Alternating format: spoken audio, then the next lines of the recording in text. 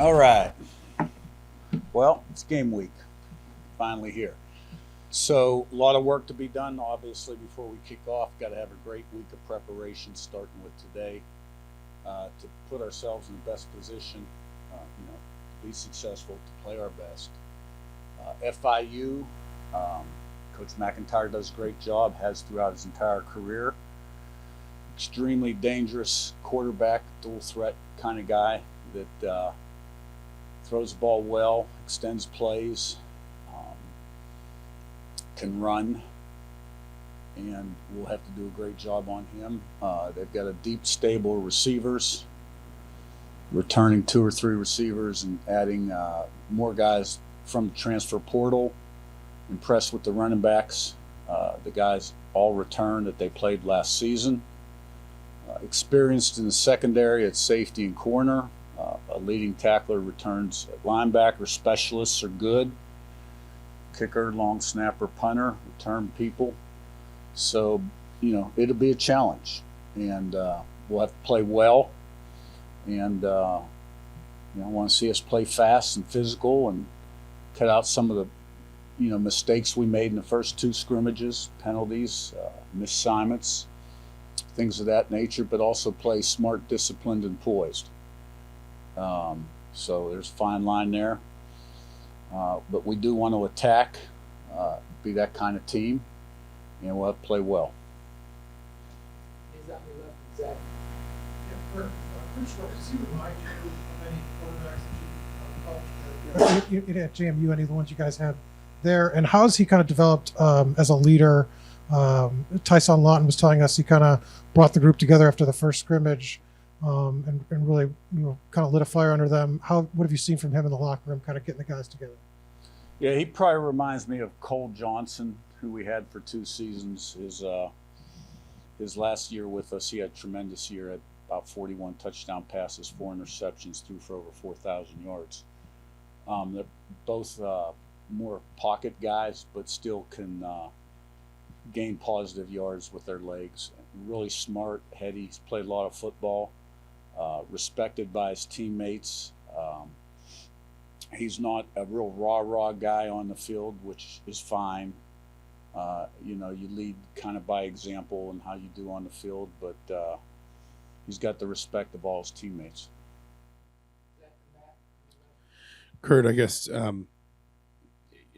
just your philosophy as much as anything else on how you handle freshmen that you might want to see get some snaps, where you maybe set the bar for guys that you don't worry about the red shirt, where you maybe set the bar for guys where you think, let's give him a couple games and kind of see where he gets to, just how you kind of handle basically the question of whether a guy's going to redshirt, whether he's going to play and retain it, or whether you just sort of throw it off. Well, the best guys play, really. And we're a veteran team, even though we got a lot of new guys. We got a lot of seniors on this football team. So I wouldn't anticipate seeing many freshmen out there.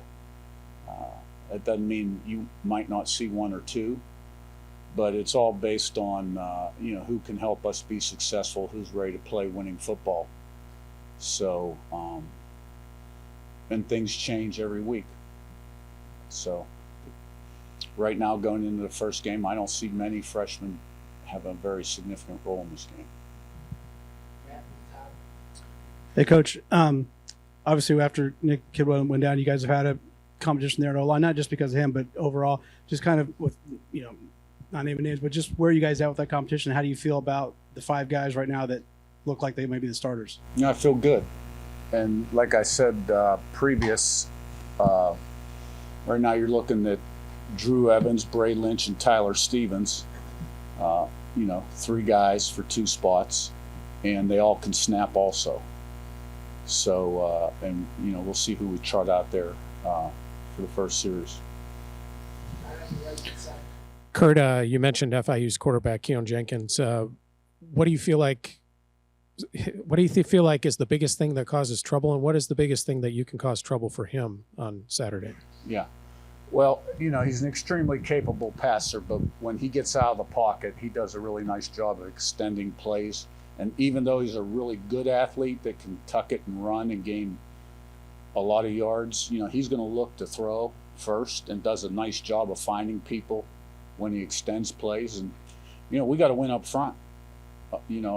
Our defensive line, and we got to put pressure on him and keep him in the pocket, and not give him much time to throw. We got to get to him, and we need a game from our D line.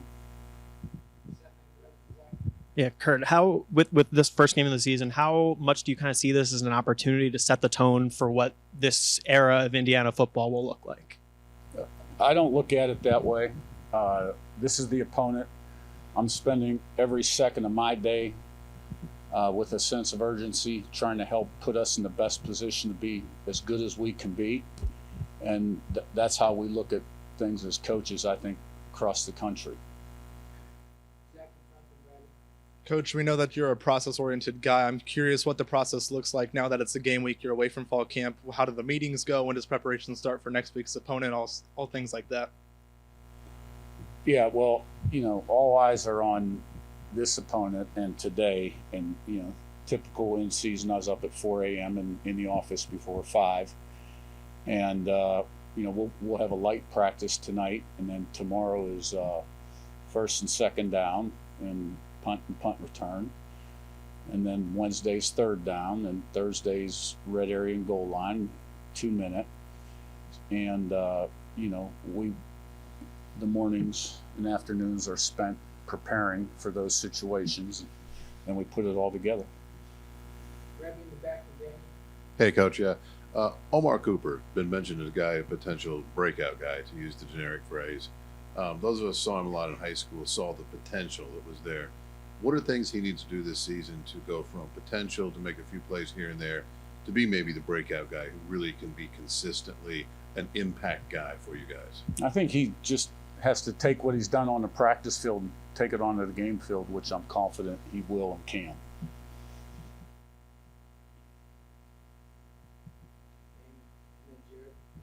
Yeah, I want to say I think we had Shanahan in here a few weeks ago. We had Walker, we had Lawton, who each mentioned this winning mindset that you have. What kind of shaped, your specific mindset?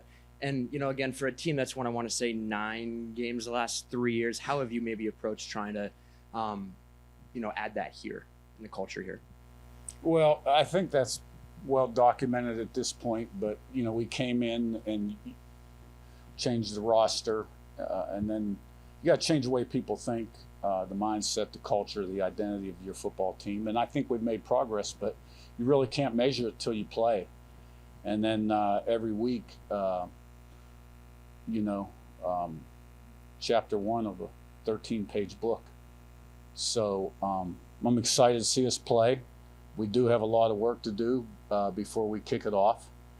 And I'm confident in this team. You guys have a few cornerbacks down. Do you feel like you have a good grasp of the kind of rotation going into the season opener? We really don't have a few down. We had one miss some practice time in fall camp, and he's mending very quickly. So we anticipate being close to full strength. Curt, you've been a part of multiple rebuilds and reboots. Going into this week, I know you'll know a lot more after you play, but how do you feel about your offense now as comparative to other places where you've gone into that first game? I feel good about our offense. We have a lot of veteran players. We have a veteran quarterback. And, I think we have a chance to be good offense and defense and special teams. And, but as a coach, you've always got concerns too. I've never had a team I didn't have concerns about something. But my focus right now is on preparing these guys and help them be as successful as possible Saturday. And, I feel good about the pieces we have in place. We've talked before about how small the margin of error is once the season starts. What aspects through fall camp have you seen lessen that margin, and what parts do you think this week really need some work? Well, I think we were more consistent in practice as camp went on. We weren't an up and down team. We still have to more consistently get everybody doing what they're supposed to do, assignment-wise, technique-wise. But, part of that is the challenge of camp too, because you install everything. So the plate is very heavy. Now, you get into the first game and that plate will lighten up a little bit, and you want to free them up from thinking too much so they can play fast and let their ability take over.